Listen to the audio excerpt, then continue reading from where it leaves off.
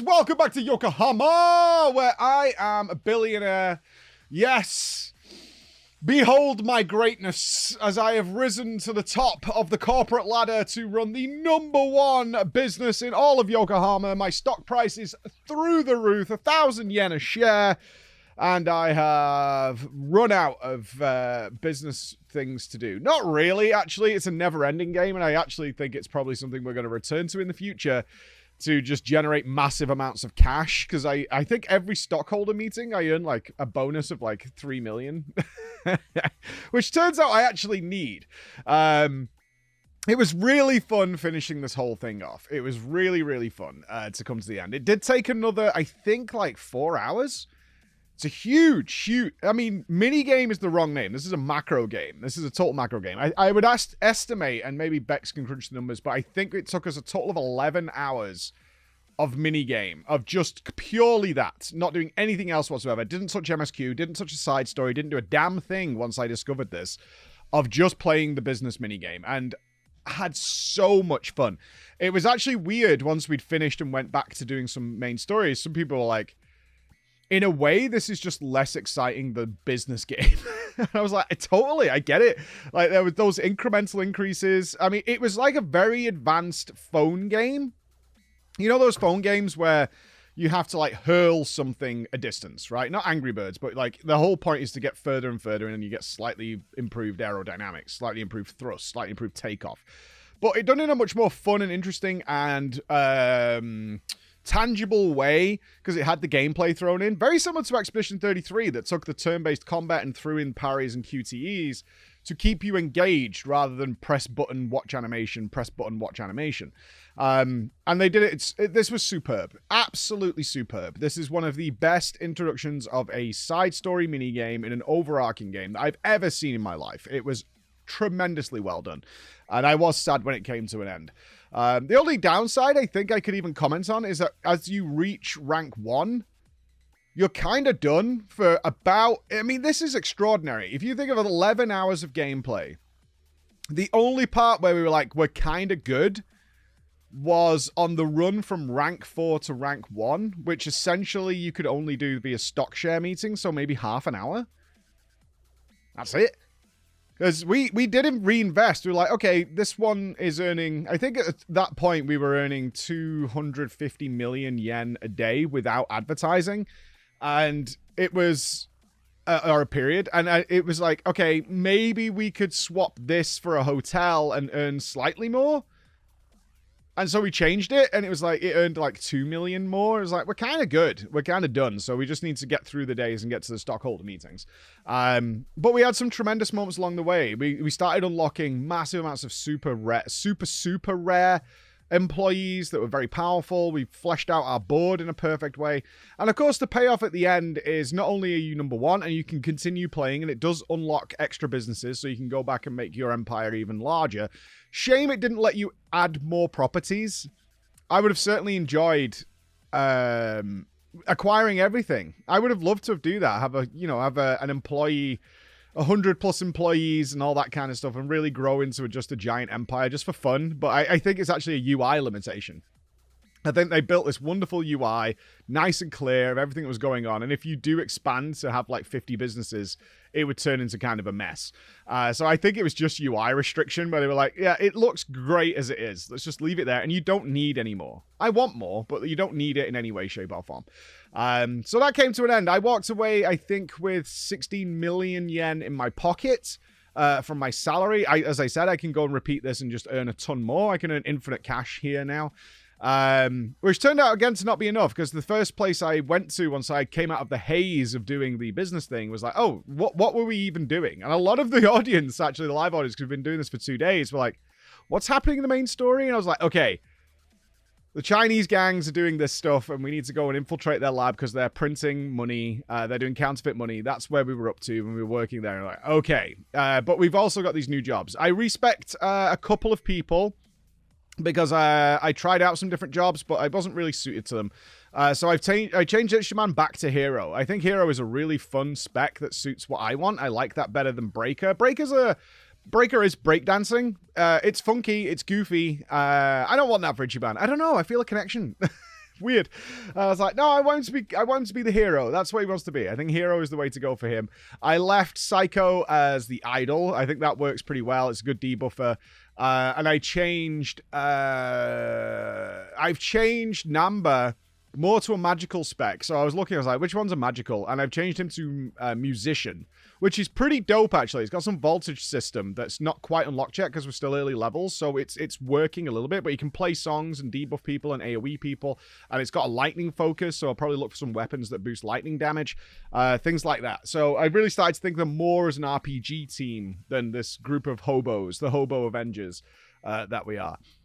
But then I went to get them some weapons, because we had no weapons for these. Can I build them a badass guitar? So I went to the crafting shop, where I have the money now to upgrade the facility. But within 2 upgrades, it was like the next upgrade is 20 million yen. And I'm like, oh, I actually can't afford this. Despite the fact of my rich wealth background, I cannot afford this in any way, shape, or form. So I was like, I'll probably have to go back and earn more money in order to take part in this. I was so nervous, though. In fact, I've done my first save scum. And nobody blamed me for it. Like, not as bad as we've had in the past, where we stick to our decisions. I walked out of the building, and I had been trapped in the business empire world so much that it actually moved us to a higher level zone of the game. And I came out, and I was like, we should go to an ATM and put our money in the bank. Because if you die, you lose half your current money. Immediately, there was a fight outside of the building where I lost. And I was like, we're not doing this.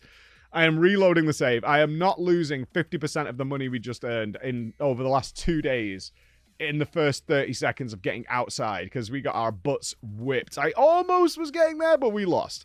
The enemies were hitting for like almost one-shotting us. I was like, yeah, this is not happening. Even with perfect guards that were eating through it, so like, that's not happening. So I reloaded the save.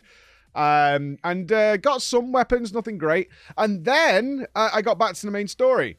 We've had our first moments of the whole game. We are 30 hours in, and we've had our first criticism, like proper criticism of the game. This is a bizarre decision. So let's just catch you up on the story before I explain what my criticism is. The story, of course, is the counterfeit money that the Chinese gangs are producing. So they're importing goods, they're paying for it with counterfeit money, which means they're selling it on at cost, which doesn't make any sense, because somebody should be making a profit somewhere. Otherwise, business doesn't work. You can't just import things for cost and then just sell them for cost, because you had to pay to import them. But they're paying with counterfeit money, so they're making money either way. And so we go back to work there. We get rumbled trying to figure out what's going on with counterfeit money. We get captured. We get taken down to a torture chamber, where the Mubachi, I think he's called Mubachi, who's the leader of this counterfeit operation and who we've been looking for, because he's the one who we believe caused the death of Nanamai. There's so many names in this game now. It's not a racist thing. It's just the fact that there's like 800 names to learn at this point. But he was the leader of the brothel. He was the proprietor of the brothel that where we were working. Yeah, who was hanged. And they shoot a video with Ichiban. Like, they have a phone video going. So it's like TikTok stuff of the torture going on. And essentially, the revelation is that this has all been a setup for plausible deniability. The murder of Nanio and all those kinds of things is kind of inconsequential. It just so happens they were on the other clan's turf, the Seiryu clan's turf. It wasn't targeted. It's not like they hated that guy or anything. They just needed a guy who was on that turf to kill, to set everything in motion. And we're a part of that process because we went out for vengeance. And now they're saying, we're Seiryu clan. You guys have invaded our territory, which then gives us open right to start street war with the other clans. Because of the truce between these three gangs that run Yokohama, they can't invade each other's territory, but they're making it out like they struck first. And now they have the right to start gunning people down in the streets from the Seiryu clan, and that's what they're doing. They're killing people. So that's where we're at. We're at the street war. That's unfolding within the game. Okay, that's what's going on, and we also have a mystery person with white hair who is helping us for some reason, and then runs away immediately after he helps us and disappears. Not sure what his role is fully yet. Who this mystery person is. Probably a new member of the party who's joining. I'd be very, very hard pressed to remove someone from my party right now. I like them very much. I have unlocked Eri from the business thing who could join the party, but I'm just putting her to the side right now. She's an optional character, and these guys are part of the main story. So I'm kind of going to stick to the party being main story characters. So that's where we're at. There's gang warfare breaking out in the streets, and there's blood in the streets. It was quite brutal, actually. Yeah, they really just didn't hold back. They filled those people full of holes. There's blood everywhere in the streets. The criticism, then. They decided after this torture sequence, where you have to assume you're just below the warehouse, or you're not sure where you are, but you're in the sewers area. The dungeon they put you through to get out of here is like an hour long. And it's the same corridors over and over again. It was very reminiscent of the criticisms people had, including me in places of Final Fantasy VII Rebirth, where they just had these enormous industrial metallic dungeon corridor sets that just never seemed to end. And it got so long that I just ran out of resources. And they know it's long because they keep having to furnish you with consumables because they know you've probably got no mana left yet. Like your health is dwindling. I don't know what the idea was here because it's obnoxiously long and not fun after a while. I was like, this is the first time I'm bored in Yakuza. That's weird. And bored for a while. Like, bored halfway through this. Like, this should have finished maybe 20 minutes max, and it's 3 times longer than that. And every time it got to an area where you were transitioning to a new zone, I was like, okay, well, it must be over now.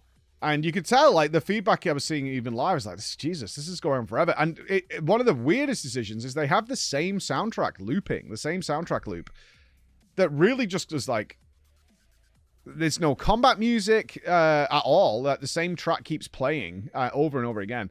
They had some interesting enemies in there, like people dressed as garbage bags and stuff like that. But that gets tiresome after a bit when you fought like 50, because each battle was like 9 enemies plus. And once you start draining mana, you can't AoE them all down anymore.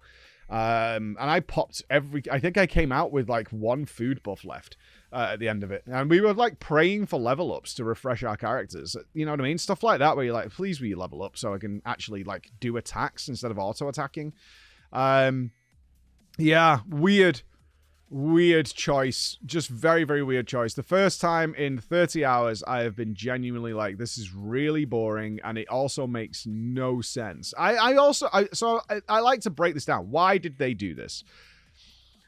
My theories are that they wanted the player to feel some sort of stress of actually running out of resources and maybe try to drill home. Is like, you should go to the pharmacy and stock up on things because you don't know when this stuff is going to happen. I understand that. So they like put you in a situation where like, you like struggling because you don't have like 10 of every potion and things like that. Well, you should. By this point in the game, you absolutely should. You wouldn't feel as stressed here. So we're going to drill that into you. So whether it was trying to teach you that, that's one theory. The other theory is that they are really trying to keep some sort of, and I know this feels bizarre in Yakuza, a logical consistency with the world. Because where you pop out once the dungeon actually finishes is right near where you live by the river, and you don't start anywhere near there. In fact, you have to take a train to go to this place. So I think there was a part of them that was like, wait, we can't have this be short because they've definitely traveled quite a way in the overworld, so they should have to travel back quite a long way. Now, I don't think that's a valid reason, because one thing they point out is after the warehouse is destroyed is we don't know where we are. We've been moved somewhere. So why once you move someone somewhere, you can move them anywhere you want. Like, it doesn't matter. The players don't know where they are. That's the whole point of it. So you don't need to have them travel really, really far in order to do that. But maybe that was a part of it. Is like, let's try and keep some logical consistencies. They did take a train to get to this warehouse. They probably didn't move them too far, so they're going to have to travel back a really, really long way. The third and scariest thing is that they think dungeons should be kind of a long invested process because you're restricted in these dungeons. Certainly the ones I was in, because you're underground, they do keep it's because you might say logical consistency in the Yakuza world. There are attempts at doing that. For example, you are in the sewers, so your phone doesn't work, which means you can't call in any of the pound mates. You can't do anything that involves the phone signal whatsoever. So you are somewhat restricted logically as to why this isn't working because you're deep underground and therefore your phone and things aren't working. So they do attempt to keep some logical consistency going, despite the absurdity of the actual outside world, which is generally the absurdity of the people, not how the world works. You know, taxis work, roads work, shops work. All that is very logically consistent. What is inconsistent is just like the craziness of the people being garbage bags and things like that. And, you know, a millionaire collecting cans in order to buy scorpions and spiders, you know, that kind of stuff. So that's possibly it. But yeah, the third and scariest thing is they do want dungeons to be this kind of very invested hour-long journey where you're almost in a Dark Souls type environment where you're waiting for the next save point, which might be 30 minutes later. I also need to look at the age of the game. Is like, was this still a period of time where games felt it was okay to trap the player in an environment where they can't save progress for half an hour, 45 minutes? Because that is something that, rightfully so, has gone away a lot in recent times. Like, because people take into account, like, it's just really annoying that you're not having to stop playing for any other reason than something came up. Or maybe I want to, you know, there's something unappealing about your game. Is like, I do want to play. I've got like an hour to play.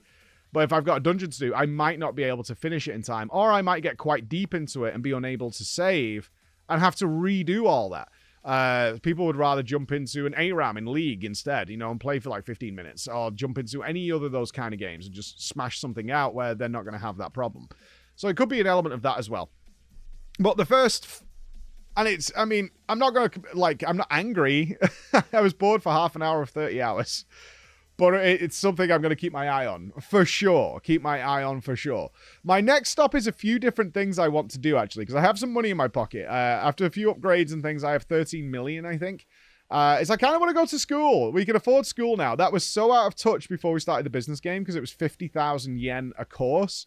So I think we're going to go and check school out and get smarter because one thing I wasn't aware of because I never left the business building is that now there are people all over the streets of Yokohama begging me for jobs. And what was really funny, despite the fact that I am the #1 president of the biggest corporation, the most valuable corporation in all of Yokohama, is people turning me down because I'm too stupid.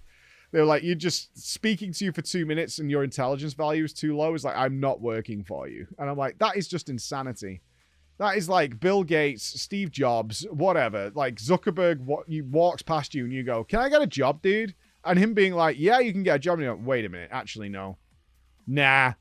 Like, that makes no sense. It's like, hey, will you pay me like considerable amounts of money just because I saw you on the street? Yeah, I will. Nah, you know what? Actually, I don't like your shoes. I'm not going to do it. Like, it's just so, it's so Yakuza to have that situation. So I think we're going to go to school and see how that plays out. That's my next plan. So you can see the smile's still there. I'm still having a good time. It was a half an hour blip, but it's something we're going to keep an eye on, right? Of that happening. So that's where we're up to. Street warfare and schooling. Yakuza. See you tomorrow, guys.